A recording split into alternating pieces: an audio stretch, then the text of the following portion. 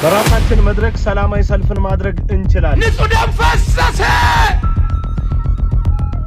የአቤል ደም ጮኸ።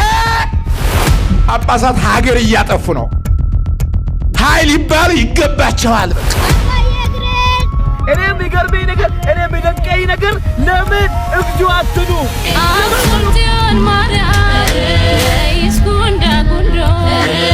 ሰላም ጤና ይስጥልኝ ውድ የኢያሪኮ ሚዲያ ቤተሰቦች እንዴት ናችሁ? እንዴት ከረማችሁ? እኛ አለን እግዚአብሔር የተመሰገነ ይሁን። ዛሬ መንገዴ ወቅታዊና አዳዲስ በሆኑ ቪዲዮዎች መተናል። እንኳን ለህዳር ጽዮን በሰላም አደረሳችሁ እንላለን። አሜን። በዛሬው ቪዲዮ ህዳር 21 እንግዲህ የተለያዩ ሰልፎች በተለያዩ ቦታዎች የተጠሩ ይገኛሉ። ለምንድን ነው ሰልፎቹ እየተጠሩ ያሉት የሚለውን የምናሳያችሁ ይሆናል። እንዲሁም ደግሞ እንግዲህ በጣም የሚያስገርሙ ወሬዎችን እየሰማን እንገኛለን። በኤአይ ቀኑና የሚወስዱ ምዕመናን እየመጡ ይገኛልና እሱንም ቪዲዮ የምናስመለከታችሁ ይሆናል። አንዳንዶች ከአንጋ ከመሄድ እንግዲህ ንስሐን በኤአይ እየተቀበሉ ይገኛል። እሱንም ቪዲዮ የምናሳያችሁ ይሆናል። እናንተ ብቻ ቪዲዮውን እስከ መጨረሻ ተመልከቱት እንጂ ህዳር ጽዮንን ለምን እናከብራለን የሚለውንም ቪዲዮ ወደ መጨረሻ ላይ የምናስመለከታችሁ ይሆናል። እንደተለመደው ይህን ቻናል እንግዲህ ሰብስክራይብ ማድረግ አይረሳ። ሁላችሁም እንግዲህ የጣት ኤክሰርሳይዝ የተወሰነች ደቂቃ እንሰራለን። እሷንም ላይክ እያደረጋችሁ ጀምሩ እንላለን። ቀጥታ ወደ መጀመሪያ ቪዲዮ። ጳጳሳት ሀገር እያጠፉ ነው። ኃይል ይባሉ ይገባቸዋል። በቃ ኃይል ይባሉ ይገባቸዋል። በጣም አሩሲ ላይ ኦርቶዶክሳውያን ተመርጠው እየተገደሉ እዚያ ተቀምጦ ዝም ማለት የወንጀል ወንጀል ነው አይደለም። ምን እያዳሩን በደም ያልመራ ወጣት መንግስተ ሰማያት አይገባም። ሲጀመር ለሚስቱ ያልሆነ ለባባ ያልሆነች ለልጆቹ ያልሆነ ቤት ውስጥ ጉንዳን እየገባ ጠርገህ ታባረዋለህ እንጂ ጥለኸው ከወጣህ ያን ጊዜ አደገኛ ነው። አትጸድቅም። ሲጀመር ሲራክ ምን ይላል? ይትትማከር ምስለ ፈራህ፣ ከፈሪ ሰው ጋር አትማከር ይላል። ራስህን አሳልፈህ ስጠው ማለት ለወንድምህ ለካህኑ ለኦርቶዶክሱ ነው እንጂ አይዛብ መጣሰግድህ ነው። እንደዚህ ሊዮን እኮ ፓትርያርክ ነበር፣ ተወግዞ ተለየ። ንስጥሮስ እኮ ፓትርያርክ ነበር፣ ተወግዞ ተለየ። መቅዶኒዎስ ፓትርያርክ ነበር። እማትሰሳተዋ ቤተ ክርስቲያን ይቺ ቤተ ክርስቲያን ናት። እንግዲህ እስክንሞት አንጠብቀው። ህዝቡ የሚመጥነውን ተከታታይ ትምህርት ይማርና መልስ ይስጥ። አንድ ከሆነ እኛ እንመጣለን። ከላይ እስከታች ቤተ መቅደሱ ውስጥ ያለ ዘመድ ያለ ገንዘብ መግባት ይችላሉ። ግብፅ ውስጥ ብትሄዱ አሁን ካህኑ አማካሪ ነው። ዲግሪም አለው ማስተርም አለው። ቁጭ ብሎ አማካሪ እንኳን መንፈሳዊ ህይወት ይቅርና ነጋዴው እንዳይከስር ያማክረዋል። ከከሰረ ስቆት ይሄድበታል። ልዩ ኃጢአት እየሰራ ነው። አይ ኃጢአት እንዳይሰራ ምን ነግዶ ተከታተላችሁት ነው። በቪዲዮ ላይ አንዳንድ ካህናት እንግዲህ እየወጡ በሶሻል ሚዲያው ላይ ጳጳሳት ላይ የተለያዩ አይነት ሐሳብ አስተያየቶችን እየሰጡ ይገኛሉ። በተለይ እንግዲህ በአርሲ ጉዳይ ላይ እንደዚህ ጠንከር ያለ መልእክት እያስተላለፉ ይገኛሉ። ጳጳሳትን ዝም አትበሉ እያሉ ማለት ነው። እስኪ እኚህ መምህራን ደግሞ ለምንድን ነው እንደዚህ እየተናገሩ ያሉት ጳጳሳትን የሚለውን ደግሞ አሳይተናችሁ እንመለስ። ንጹህ ደም ፈሰሰ፣ የአቤል ደም ጮኸ። ቃየል በዛ ብሎ መናገር ኃጢአት አይደለም። ፖለቲከኛውም ሃይማኖተኛውም ዝም ካለ ታዲያ ማን ይጩህ? እንግዲህ እንደተመለከታችሁት ነው። እንግዲህ አባቶች ይሄን ነገር እየተመለከቱ ነው። እንግዲህ ብዙዎቹ ድምጽ እየሆኑ ያሉት ጳጳሳትንም እንግዲህ ዝም አትበሉን ይሄንን እያያችሁ እያሉ ያሉት ማለት ነው። በተለያዩ እንግዲህ አርሲ ቦታዎች ላይ አሁንም ግድያዎች እየቀጠሉ ይገኛሉ። በዛ ዙሪያ እንግዲህ አባቶች አሁንም ዝምታቸውን ሊሰብሩ አልቻሉም። በተለይ ደግሞ የሀገረ ስብከቱ እንግዲህ ሊቀ ጳጳስ የሆኑት እስካሁን ምንም አይነት ምላሽ እየሰጡ አይደለም። እንግዲህ ከዚህ ጋር በተያያዘ እንግዲህ ነገ በሚከበረው የህዳር ጽዮን ማርያም ላይ እንግዲህ ብዙዎች እንግዲህ የሰላማዊ ሰልፍ ጥሪ እያቀረቡ ይገኛሉ። በዚህ ቀን ድምጻችንን እናሰማ እያሉ ማለት ነው። እስኪ እሱም ቪዲዮ ተመልክተን ነው እንመለስ። በራሳችን መድረክ ሰላማዊ ሰልፍን ማድረግ እንችላለን። ዋናው በአንድነትና በመተባበር ይህንን ጥሪ ማቅረብ ነው። ባሳለፍነው የቅዱስ ሚካኤል የንግስ በዓል ላይ ብዙ አመርቂ ባይሆንም ነገር ግን ለአርሲ ኦርቶዶክሳውያን ወገኖቻችን ድምጾች ተሰምተዋል። አሁንም ህዳር 21ን የእመቤታችን የቅድስት ድንግል ማርያምን የንግስ በዓል በመጠቀም ታቦት በሚዞርበት ወቅት የተመረጡትን 4 ጥሪዎች በጋራ በማሰማት ከአርሲ ኦርቶዶክሳውያን ወገኖቻችን ጎን መቆማችንንና ይህንን አጀንዳ አለመርሳታችንን በማስታወስ የበላይ አካላት አሁንም ቢሆን ስደትና መከራ እንዲሁም ሞት ላልቆመው የአርሲ ኦርቶዶክሳውያን ጉዳይ ትኩረት እንዲያደርጉ ማድረግ እንችላለን። አሁንም ቢሆን የአርሲ ኦርቶዶክሳውያን ወገኖቻችን ከአጀንዳ በላይ ጉዳዮቻችን ናቸው። በእውነት እንግዲህ ለወንድማችን ቃሉትን ያሰማልን። እንግዲህ ሁላችንም በእውነት ድምጽ ልንሆን ይገባል። እንግዲህ ድምጽ ላጡት ኦርቶዶክሳውያን ማለት ነው።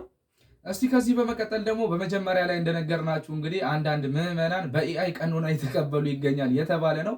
እስቲ እሱን ቪዲዮ ተከታትለን እንመለስ። አሁን ደግሞ የመጣው ደግሞ በዚህ ሰሞንም የሰማሁት ምናምን ሰምተውት ይሆን አይሆን አላውቅም። ኤአይ ላይ ኤአይ ቄስ ነው የሚባለው ኤአይ ፕሪስት ሚል ልክ ኑዛዜያቸውን ለኤአይ ይገልጻሉ። ከዛ ቀጥሎ እሱ እንዳለ ቀኑን አይሰጣቸዋል እና ያንን ቀኑን ተቀብለው የሚሄዱበት ሁኔታ እየተፈጠረ ነው።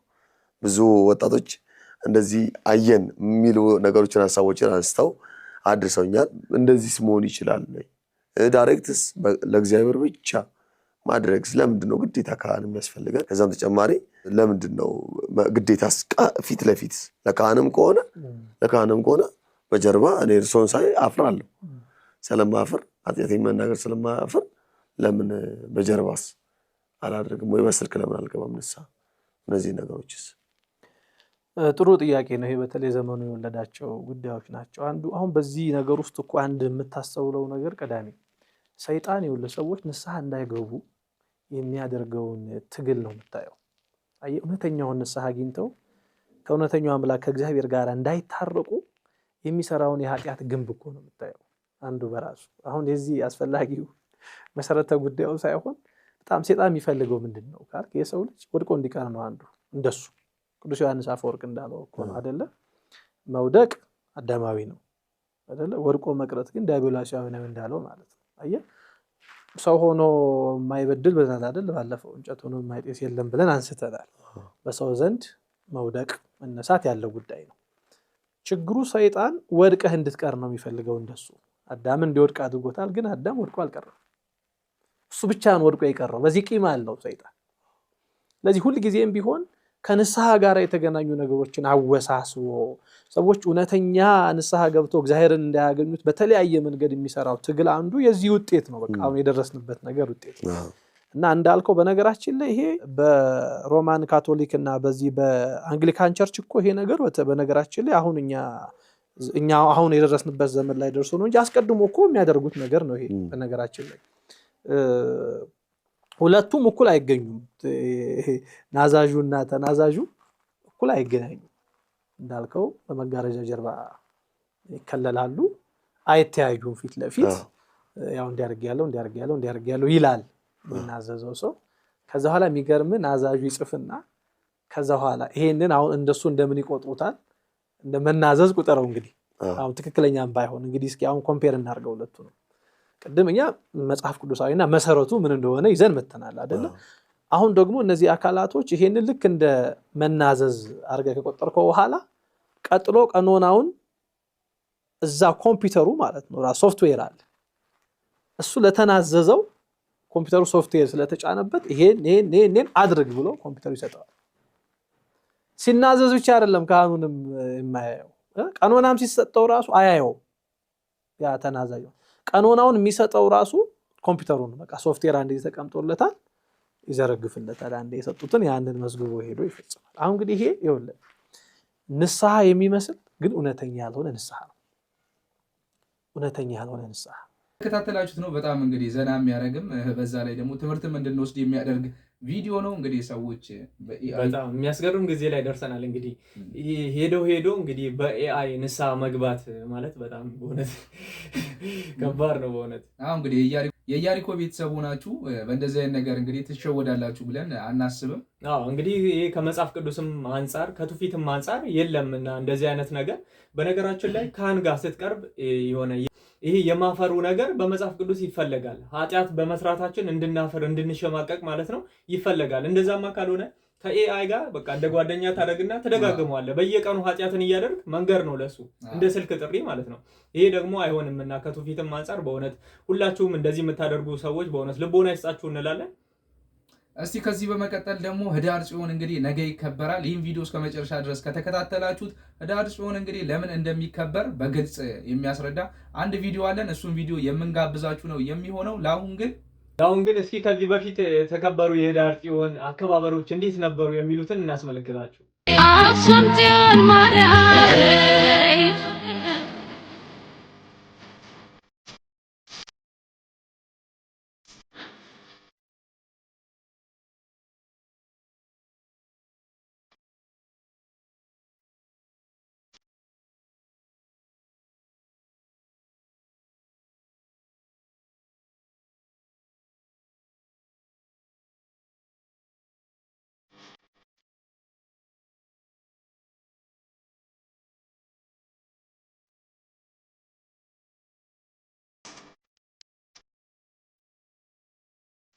እውነት ደጇን ለመሳለም ያብቃን ነው የምንለው ሁላችንንም። እንግዲህ በጣም ነው የሚያምረው። እንግዲህ የሰሜኑ ክፍል እንግዲህ በጣም ከሚያስደስት ነገሮች ውስጥ እንደዚህ ክብረ በዓል ትላልቅ ንግሶች ሲኖሩ በጣም በደመቀ ሁኔታ ነው ከሌሎች ቦታዎች አንጻር የሚከበረው። የህዝቡ ብዛት ምናምን በጣም ነው የሚያስቀናው። አካባቢው ምናምን ስታየው በቃ ድባቡ በጣም ነው የሚለየው። እስቲ የኢያሪኮ ቤተሰቦች ደግሞ ህዳር ጽዮንን የት ልታከብሩ አስባችኋል? እስቲ በኮሜንት ላይ ያሳውቁን አይደል? አስቀምጡልን። በተለይ ደግሞ አክሱም ጽዮን የምትሄዱ ሰዎች እስኪ ጻፉልን። ያው በረከቱ ከእናንተ ይድረሰን እንጂ በእናንተ በኩል እንዲደርሰን ማለት ነው። እኛ መሄድ አንችልም። እንደው እግዚአብሔር ያግዘን። እስቲ ከዚህ በመቀጠል ደግሞ እንግዲህ የንግስ በዓላት በኢትዮጵያ ኦርቶዶክስ ቤተክርስቲያን ሲከበሩ እንግዲህ ተያይዞ አንድ የማይቀር ነገር አለ። ታቦት ነው። ታቦት እንግዲህ ይወጣና ይባርካል ምዕመናኑን ይባላል። እንግዲህ ታቦት ለምንድን ነው በቤተክርስቲያን የንግስ በዓላት ጊዜ የሚወጣው? እንዲሁም ደግሞ ታቦት ለምንድን ነው የሚያስፈልገው የሚለውን በአንድ ቪዲዮ እናሳያችሁ። አንድ ጥያቄ እንጠይቅ እንዲህ ብለን ታቦት እሺ ጥሩ ኢትዮጵያ ኦርቶዶክስ ብቻ ነው ያላት እና ግብፅ የላትም ብለን እንስማማ። ሶሪያም የላትም፣ ህንድም የላትም፣ ምስራቆችም የላቸውም፣ ላቲኖችም የላቸውም ካልን ኢትዮጵያ ውስጥ ያለው ታቦት ችግር ነው ብለው ለምን አያነሱም? ካቶሊኮች ለምን አያነሱም? ምስራቅ ኦርቶዶክሶች ትክክል አይደላችሁም ብለው ለምን አያነሱም? ግብጾች ለምን አያነሱም? ታቦት አንዳንዶቹ እንደሚሉት ከሆነ ተመልከቱ፣ ታቦትን ጥያቄ አድርገው የሚያነሱት እነማን ናቸው? እነማን ናቸው የሚያነሱት? ፕሮቴስታንት ናቸው አይደለም? ፕሮቴስታንት ችግራቸው ታቦት ብቻ ነው። ቤተ መቅደሱን ይቀበላሉ፣ ክህነቱን ይቀበላሉ፣ ቅዳሴውን ይቀበላሉ። ይህን ሁሉ ተቀብለው ታቦት ከሆነ የቸግራቸው መነጋገር እንችላለን። ታቦት ችግር ከሆነ ተመልከቱ፣ አሁን ካቶሊኮች ጋር ልዩነት አለን። ልዩነታችን ታቦት ነው ብለው አንስተው ሲያውቁት ትሰማላችሁ? ሰምታችሁ ታውቃላችሁ ወይ? የኢትዮጵያ ካቶሊክ እንደውም ታቦት አላት ራሱ። ተመልከቱ ክርስቲያኖች፣ ይህንን ጥያቄው የምን ጥያቄ እንደሆነ እንዲገባችሁ ነው። ጥያቄው መሰረታዊ አምልኮ ላይ እግዚአብሔርን ማምለክ ላይ ችግር ሊሆን ይችላል ወይ ብላችሁ ጠይቁ። ችግር ቢሆን እግዚአብሔርን ማምለክ ላይ ችግር ቢሆን ኖሮ ግብጾች ሳይኖራቸው እኛ ሲኖራቸው ለምን አልጠይቁንም? ችግር ይሄ ልዩነታችን ነው ለምን አይሉንም? ሶሪያዎች ለምን አይሉንም? ላቲኖች ለምን አይሉንም? ስለዚህ ታቦት ችግር አይደለም። ችግር የሆነው ለማን ነው? ለፕሮቴስታንት ደግሞ ችግሩ ይሄ ብቻ አይደለም። ክርስቲያኖች ችግሩ ይሄ ብቻ አይደለም። ችግሩ እንዲያውም መሰረታዊ ችግሩ መሰረታዊ ስለ ክርስቶስ ያለው እምነት፣ ስለ ክህነት፣ ስለ ጥምቀት፣ ስለ ምስጢራት፣ ስለ ቁርባን አይው ታቦቱ ምስጢራትን ሁሉ የምንፈጽምበት አምልኮ የምንፈጽም አምልኮ ሳይኖረው አንድ ሰው አምልኮ ስለሚፈጽምበት ስለ መሰዊያው ለምን ይጠይቃል? መስዋዕት ሳይኖረው ስለ መሰዊያው ለምን ይጠይቃል? ገብቷቸዋል? ጥያቄ ምንም ጉዳያቸው እኮ አይደለም። ይህን የሚያደርጉበት መሰረታዊ ምክንያት አንድ ነገር ነው። ያ መሰረታዊ ምክንያት ምንድን ነው? እኛ ጋር ያለውን በሙሉ የማስጣል ፍላጎት እየጣል ወደ የት እንድንሄድ ነው። ከዚያ ውጭ መሰረታዊ ጥያቄ የላቸው። እግዚአብሔር ለሁላችን ማስተዋሉን ያደለን። በእውነት ለመምህራችን ቃሉትን ያሰማልን። እንግዲህ ብዙዎች በተለይ ታቦትን የማይቀበሉ ሰዎች ማለት ነው ታቦት እንጨት ነው የተለያዩ ነገሮችን እያሉ እንግዲህ የኦርቶዶክስ ልጆች ታቦትን እንዲጠሉና በእውነት ከዛ ቤተክርስቲያን እንዲወጡ እንግዲህ የተለያዩ የኑፋቄ ትምህርቶችን ያስተላልፋሉ። ታቦት ግን እንግዲህ በመጽሐፍ ቅዱስም እንግዲህ የተቀመጠ ስለሆነ በእውነተኛ ክርስቲያኖች እንቀበለዋለን ማለት ነው። እስቲ ከዚህ በመቀጠል ደግሞ አንዳንድ ፕሮቴስታንቶች እንግዲህ በቪዲዮዎች ላይ ኮሜንት ላይ ኢየሱስ ጌታ ነው የምትሉት ምንድን ነው? መንፈስ ቅዱስ ካገዛችሁ ነው። መንፈስ ቅዱስ ካላገዛችሁ እንግዲህ ኢየሱስ ጌታ ነው ብላችሁ መጻፍ አትችሉም እያሉ ነው። እስቲ እሱን ቪዲዮ ተከታትለን እንመለስ። ይሄ ሰውዬ መንፈስ አለበት። እስኪ ሰይጣን ከሌለብህ እናያለን። ኮሜንት ላይ ገባና ኢየሱስ ጌታ ነው። ማንም መንፈስ ካረደው በስተቀር ኢየሱስ ጌታ ነው ማለት አይችልም። ኢየሱስ ጌታ ነው የሚለው በቃ ሰይጣን ይናደድ። ኮሜንት ላይ ገብታችሁ ኢየሱስ ጌታ ነው ብላችሁ ጻፉ። ኮሜንታችሁ ከላይ ሆኖ ሁላችሁም ይሄን ቪዲዮ ሼር፣ ኮፒ ሊንክ፣ ሪፖስት አድርጉልኝ። ሁሉም ትከሰም ቪዲዮ ከነ ሼር፣ ኮፒ ሊንክ፣ ሪፖስት አሳ እንግዲህ እነዚህ ልጆች እንደሰማችኋቸው ማንም ሰው እንግዲህ ይሄ ሰው ይሄው መንፈስ አለበት አየሁ አይልም፣ ይጽፋል አይጽፍም። እስኪ ሁላችሁም ኢየሱስ ጌታ ነው እያላችሁ ጻፉ ይላሉ። አሁን ይሄን ኢየሱስ ጌታ ነው የሚለው ቃል ዝም ብሎ እናንተ እንደምትሉት እናንተ አሁን እንደምትጫጫሁበት ወይ ደግሞ እናንተ የፕሮግራም ማድመቂያ የሆነ ነገር ላይ ማስዋቢያ እንደምታደርጉትና መፈክር እንደምታስመስሉት አይደለም። ማንም ሰው በእርግጥ ቅዱስ ጳውሎስ በአንደኛ ቆሮንቶስ መልእክቱ ምዕራፍ 12 ቁጥር 3 ላይ ስለዚህ ማንም ሰው በእግዚአብሔር መንፈስ ሲናገር ኢየሱስ የተረገመ ነው እንደማይል እንደዚያ ማንም ያለ መንፈስ ቅዱስ ኢየሱስ ጌታ ነው ሊል አይችልም ይላል። አዎ ኢየሱስ ጌታ ነው ለማለት የነፍስ ዋጋ ይጠይቅ ነበር። አንገት ላይ ሰይፍ ያሳርፍ ነበር። ኔሮን ቄሳር ጌታ በሚባልበት ኔሮን ቄሳር ጌታ ነው ተብሎ በሚጠራበት በሚታወጅበት ከተማ በተነገረበት ከተማና ምድር ላይ እነዚያ ጨካኝ ሰዎች ነገስታት፣ ገዳዮች ባሉበት ኢየሱስን ስሙን የጠራ ሁሉ ባለበት ይገደል በተባለበት አዋጅ በታወጀበት ምድሪቱ ክርስቶስን መስማት የክርስቶስ የሆኑትን ማየት በማትፈልግበት ዘመን በዚያን ዘመን ኢየሱስ ጌታ ነው ብሎ ለመናገር መንፈስ ቅዱስ ሊያጨክን ይገባል። መንፈስ ቅዱስ ያጨክናቸው፣ መንፈስ ቅዱስ ያበረታቸው ብቻ ሞት ፊት ቆመው እንደ ቅዱስ ፖሊካርፕ ኢየሱስ ረገመው ሲባል አረገመው ወደዋለሁ ብለው ጨክነው ሞት ፊት ቆመው መመስከር የሚችሉት ጥቂቶች ናቸው። እነሱ መንፈስ ቅዱስ ያገዛቸው ናቸው። ስለዚህ ሰው ያለ መንፈስ ቅዱስ እገዛ ያለ መንፈስ ቅዱስ ድጋፍ ኢየሱስ ጌታ ነው ብሎ ሊናገር አይችልም። ስለዚህ ኢየሱስ ጌታ ነው ማለት ፋሽን ድራማ መስሪያ ሳይሆን ዲስኩር ሳይሆን የነፍስ ዋጋን ወይም አንገትን የሚያስቀላ በሰይፍ አንገትን የሚያስቆርጥ ወንጀል ነበር በዘመኑ በዚያ ዘመን። ለዚያ ነው በመንፈስ ቅዱስ እየታገዙ ነው ፈሪዎቹ ደፋር ሆነው በመንፈስ ቅዱስ ብርታት ፊት ለፊት ቆመው ኔሮን አይደለም ጌታ ኢየሱስ ነው ጌታ። ኢየሱስ ጌታ ነው፣ የዘላለም አምላክ ነው። በእውነት ለወንድማችን ቃሎትን ያሰማልን። እውነት ነው እንግዲህ በዛን ዘመን ኢየሱስ ጌታ ነው ለማለት መንፈስ ቅዱስ ካላገዘን በስተቀር በጣም ከባድ ነው። ምክንያቱም ዋጋን የሚቀበሉበት እስከ ሞት ድረስ የሚደርሱበት ነገር ስለሆነ ማለት ነው። ከዚህ በመቀጠል ደግሞ እስቲ ፕሬዝዳንቱ መግለጫ ያሰጠ አንድ ህፃን ልጅ አለ። እንግዲህ ፕሬዝዳንቱን በሚዲያ ላይ ወጥተው መግለጫ እስኪሰጡ ድረስ ያስገደደ አንድ ታዳጊ አለ። እሱን ቪዲዮ ተከታትለን እንመለስ። የሀገሪቱን ፕሬዝዳንት ጋዜጣዊ መግለጫ እንዲሰጡ ያስገደደው የ10 ዓመት ታዳጊ ነገሩ እንዲህ ነው። ቴሞኮ ይባላል። በቡርኪና ፋሶ እጅግ በጣም ተወዳጁ እንዲሁም ከ20 ጊዜ በላይ ግድያ ሙከራ የተደረገበት ኢብራሂም ትራዮሬ ወደ አንድ ገጠር ከተማ ብቅ ይላል።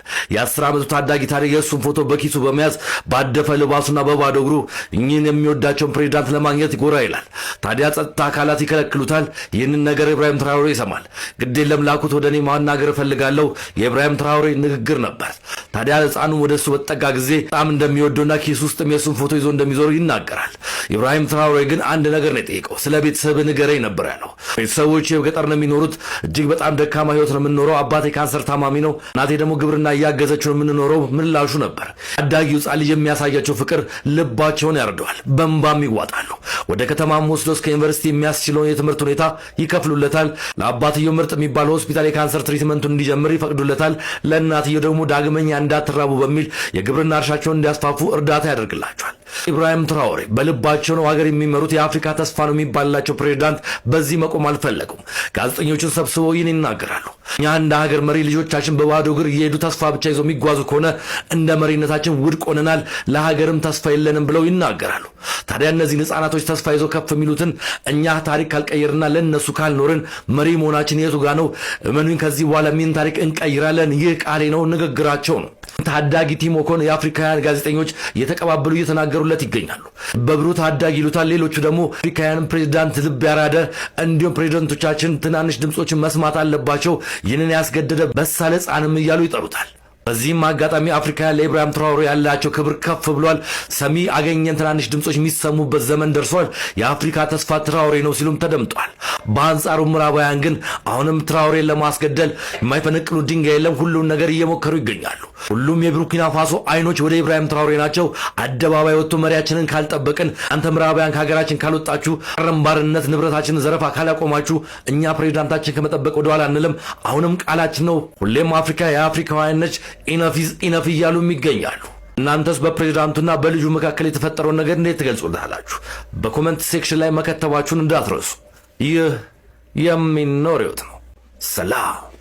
በእውነት እንግዲህ በጣም የሚያስደንቅ ታዳጊ ነው። በእኛም ሀገር መሪዎች እንግዲህ እንደዚህ ታች ድረስ ወርደው እንግዲህ የታችኛውን ህብረተሰብ ክፍል የሚያገለግሉ ያድርግልን እንላለን። አሜን አሜን። በእውነት የእናንተን ሀሳብ አስተያየት እንግዲህ በኮሜንት መስጫው ላይ እንደተለመደው አስፍሩልን። ኢያሪኮ ሚዲያን ሰብስክራይብ ያላረጋችሁ ካላችሁ እስካሁን ድረስ ሰብስክራይብ እንድታደርጉ በፍቅር እንጠይቃችኋለን። እስቲ ከዚህ በመቀጠል ደግሞ አንድ ግለሰብ እንግዲህ ከቻትጂፒቲ ጋር ውይይት አድርጎ ነበረ። እጅግ በጣም የሚያስገርም ነው፣ በመጽሐፍ ቅዱስ ዙሪያ ማለት ነው። ስለ ኢየሱስ ክርስቶስ አንድ ሙስሊም ወንድማችን ያደረገውን ድንቅ ውይይት ተመልክተን እንመለስ። ቻትጂፒቲ በጣም አኩርቶናል። እስኪ ወደ ቪዲዮ እንሂድ። ግማሹ ቀኖና ይቀበላል ከቻትጂፒቲ፣ ግማሹ ደግሞ ስለ ኢየሱስ ክርስቶስ እንግዲህ ቻትጂፒቲን እያማከረ ይገኛል። የኤአይ ጉዳይ እንግዲህ በጣም አስገራሚ እየሆነ መጥቷል። እስቲ ቪዲዮን ተከታትለን እንመለስ። ኢየሱስ በመጽሐፍ ቅዱስ ይመለካል እንዴ?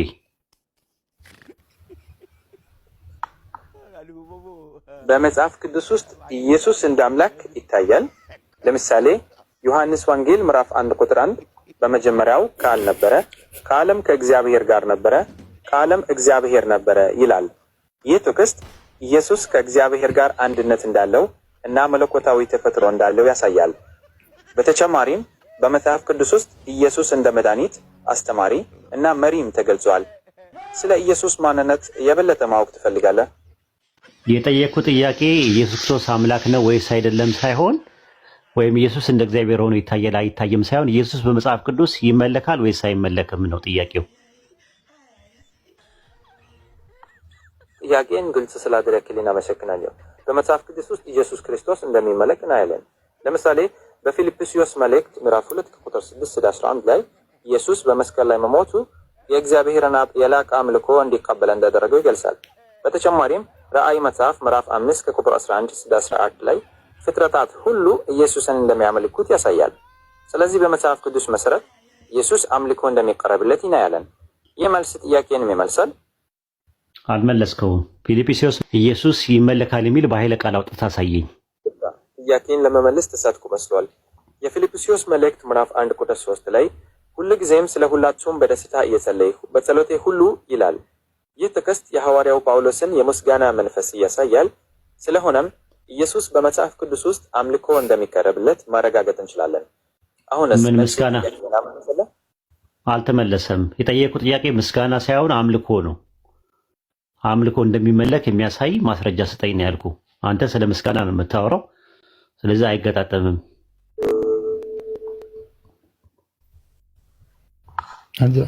አሁን ደግሞ ኡስታዝ ኢየሱስ ይመለካል ወይስ አይመለክም ብዬ ነው የጠየቅኩ እንጂ ኢየሱስ ይመሰገናል ወይስ አይመሰገንም አይደለም። ብዙ ክርስቲያኖች ኢየሱስን ክርስቶስን እንደ ፈጣሪ እና አምላክ ያመልካሉ። ይህ በክርስትና ትምህርት ውስጥ ቁልፍ የሆነ መሰረታዊ ሐሳብ ነው። የናንተ እምነት ተከታዮች ኢየሱስን እንዴት ያዩታል? አልጠየቅኩም። ስለኛ እኛ እንወጣዋለን። አሁን ስለ መጽሐፍ ቅዱስ ነው። ክርስቲያኖች ኢየሱስን ያመልኩታል አያመልኩትም ብዬ አልጠየቅኩም። የጠየቅኩት ጥያቄ ምንድነው? መጽሐፍ ቅዱስ ላይ ኢየሱስ እንደሚመለክ ያሳያል ወይስ አያሳይም ነው ጥያቄው። ይቅርታ፣ ጥያቄህን በግልጽ ስላልገባኝ ግራ ተጋባሁ። የመጽሐፍ ቅዱስ መልእክት ምንድነው ብለህ ነው ያጠየቅኩት? አቁሙ። እንግዲህ እንደተመለከታችሁት ነው ወንድማችን ከቻትጂፒቲ ጋር እንግዲህ ጠንከር ያለ ውይይት አድርጓል። ስለኛ አይመለከትም እያለ በጣም ተወችቶኛል ሰውየው። ግን አዎ እንግዲህ ቻትጂፒቲ እሱ ባለው መንገድ ሊመልስለት አልቻለም። እንግዲህ ኢየሱስ ክርስቶስ አይመለክም ብሎ እንዲመልስለት ነበር የፈለገው። ከዛ በኋላ እንግዲህ ቻትጂፒቲም ምስክሩ ማለት ኢየሱስ ክርስቶስ እንደማይመለክ ሊል ነበር ሐሳቡ፣ ግን አልተሳካለትም። የኢየሱስ ክርስቶስን አምላክነት ጥቅስ እየጠቀሰ ነበረ ሲነግረው የነበረ፣ ግን እየነገረውም አልመለስክልኝም እያለ ነበረ። ከዛም አልፎ እንግዲህ ስለሱ ሲጠይቀውም ስለኛ አይመለከትም እያለ ቻትጂፒቲን ማስጠንቀቂያ ሰጥቶታል። ብቻ ትንሽ ዘና የሚያደርግ ቪዲዮ ነው። እስቲ ከዚህ በመቀጠል ደግሞ እስካሁን ድረስ እንግዲህ ህዳር ጽዮን ለምን ይከበራል የሚለውን እነግራችኋለን እያልን አቆይተናችኋል። እስቲ በቀጣይ ቪዲዮ ደግሞ ህዳር 21 እንግዲህ ህዳር 21 የጽዮን በዓል ለምን ይከበራል የሚለውን ከአንድ ቪዲዮ ተከታትለን እንመለስ። ህዳር 21 ቀን እግዚአብሔር ለሙሴ በጣቱ ጽፎ ቀርጾ ባርኮ የሰጠው እስራኤልን 40 ዓመት የመራቻቸው አማሌቃውያንን በኃይሏ ያጠፋችላቸው ዮርዳኖስን በደረቅ ያሻገረቻቸው ዳጎንን የቀጠቀጠችላቸው ፍልስጤማውያንን አንቀጥቅጣ በምርኮ የተመለሰችላቸው እስራኤል ተማጽነው ጥያቄያቸው የሚመለስባት እግዚአብሔር ለሕዝቡ የሚገለጥባት እግዚአብሔር ከድንኳኑ ከታቦቱ ላይ ሆኖ ከናንተ ጋር ነኝ የሚልባት እግዚአብሔር ከነሱ ጋር መሆኑን የሚያረጋግጡባት ታቦተ ጽዮን ዛሬ ህዳር 21 ቀን ኢትዮጵያ የገባችበት ቀን ነው ማለት ነው። እውነቱ ማለት ነው። ኢትዮጵያ ታቦተ ጽዮን የገባችው ንግሥት ሳባ መቅደስ ሰርታ የተቀበለቻት ወደ ኢትዮጵያ ያስገባቻት ዛሬ ነውና ጽዮንን ክበቧት። እንዲህ ያለችውን ታቦትማ ከባችሁ አመስግኗት። ታቦት ጣዖት ነው ይላል። እንዴት ጣዖት የሚሆን ሲባል ጣዖት ነው ይላል። በብሉይ ኪዳን እንግዲያ እግዚአብሔር የሰጠ ስንለው ያማ አልፏል ይላል። እንግዲያ እንደዚህ አካል ታቦት በብሉይ ኪዳን ብቻ ከነበረ ታቦት ደግሞ ዛሬ ጣዖት ነው ካልክ እግዚአብሔር ለጥቂት ዘመን ጣዖት ስናመልክ እንድንቆይ ፈቅዶልን ነበርን? አይደለም። አይገባችሁም እኮ ለእናንተ መልሱም ጥያቄውም አይባልም እንጂ አይደል? እያልኩት ያለው በብሉይ ኪዳን ታቦት ነበር ብሎ አምኖ አንድ መናፍቅ ዛሬ ጣዖት ታቦት ነው ካለ ክርስቶስ እስከሚወለድ ጣዖት እንድናመልክ ተፈቅዶልን ነበርን? ምክንያቱም ታቦትን የፈቀደ እግዚአብሔር ስለሆነ ያን ጊዜም የድነት መሳሪያ ነው፣ ዛሬም የድነት መሳሪያ ነው። በዚያ ጊዜ 10 ቃላት ይጻፉበት ነበረ ታቦት። ዛሬ ደግሞ የሚጻፍበትን እነግራችኋለሁ። አሁን ደግሞ ሌላስ ህዳር ጽዮን ለምን ታቦተ ጽዮንን ከበን እናመሰግናለን ካላችሁኝ ከቃሉ ጋር ናችሁ። ምን የተደረገበት ነው? አንደኛ ዳጎን የወቀጠቀጠበት በሉ። ሁለተኛ ምን የሆነበት ቀን ነው? ኢትዮጵያ የገባችበት። ሶስተኛ ለታቦተ ጽዮን ከንግሥት ሳባ በኋላ በሐዲስ ኪዳን አብርሃ አጽብሃ የተባሉ የኢትዮጵያ በሃይማኖት የከበሩ ንግሥታት አክሱም ጽዮን ላይ መቅደሷን ሰርተው ቅዳሴ ቤቷ የተከበረበት ቀን ነው። ሶስተኛ ህዳር 21 ምን የተደረገበት ነው ካላችሁኝ በ9ኛው ክፍለ ዘመን በዮዲት ጉዲት ጊዜ ታቦተ ጽዮን ተሰዳ ዮዲት አክሱምን ስታቃጥል ታቦተ ጽዮን ወደ ዝዋይ ገዳም ተሰዳ ተመልሳ መቅደሷ ተሰርቶ የገባችበት ቀን ህዳር 21 ቀን ነው። በዚህ ቀን በጽዮን የሰበሰበን እግዚአብሔር የተመሰገነ ይሁን። አሁን አንድ ነገር ደግሞ ልነግራችሁ ነው። ጽዮንን ክበቧት በሉ እስቲ በሉ፣ አይዟችሁ በሉ። ጽዮንን ታቦተ ጽዮን ወደ ኢትዮጵያ የገባችው ህዳር 21 ቀን ነው። ወዴት? ኢትዮጵያ። ታቦተ ጽዮን መታ ያረፈችበት አንዱ ቦታ ጣና ቂርቆስ ይባላል። አሁን እዚህ በመሰብሰባችን እድለኞች ነን፣ እግዚአብሔር ባወቀ ማለት ነው። ታቦተ ጽዮንን እያጠነ ተሸክሞ ያመጣት አዛርያስም መቃብሩ የሚገኝ እዚህ ነው። ስለዚህ በዚህ ቦታ ተሰብስባችሁ ጽዮንን ከባችሁ ቁሙ። በየድርሳችሁ ተድባበ ማርያም ሂዳችሁም ክበቧት፣ መርጡ ለማርያም ሂዳችሁም ክበቧት፣ አክሱም ጽዮንም ሂዳችሁ ክበቧት። ሳፍ ጽዮን ትባል በነበረችው በእውነተኛይቱ መቅደስ እዚህ ባረፈችባት የኦሪት መስዋዕት በተሰዋባት በጣና ቂርቆስ ተገኝታችሁ ጽዮንን ክበቧት።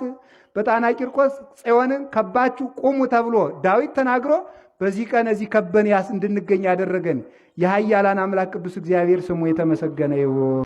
ለአባታችን በእውነት ቃሎትን ያሰማልን። ድጋሚ እንግዲህ ለህዳር 21 ጽዮን ማርያም ዓመታዊ በዓል እንኳን አደረሳችሁ ለማለት እንወዳለን። ለዛሬ የነበረን ቪዲዮ እንግዲህ ይህን ይመስል ነበረ። በእውነት እስከ መጨረሻ ድረስ ስለተከታተላችሁን እናመሰግናለን። ቪዲዮዎችን እንግዲህ እስከዚህ ድረስ ተመልክታችሁ ላይክ አለማድረግ በእውነት ይከብዳል። ሁላችሁም ላይክ አድርጉ እንላለን። ሰብስክራይብ ያላደረጋችሁ ደግሞ ሰብስክራይብ በማድረግ እንግዲህ የኢያሪኮ ሚዲያ ቤተሰብ ሁኑ እንላለን። ደስ የሚለው እኛ ጋር ሰብስክራይብ ነፃ ነው። ነፃ ነው፣ አናስከፍልም። በእውነት ሰብስክራይብ እያደረግን ቤተሰብ ሁኑ እንላለን። በቀጣይ በሌሎች እንግዲህ አስተማሪና ወቅታዊ በሆኑ ቪዲዮዎች እስከምንገናኝ ድረስ ቸር ሰንብቱ።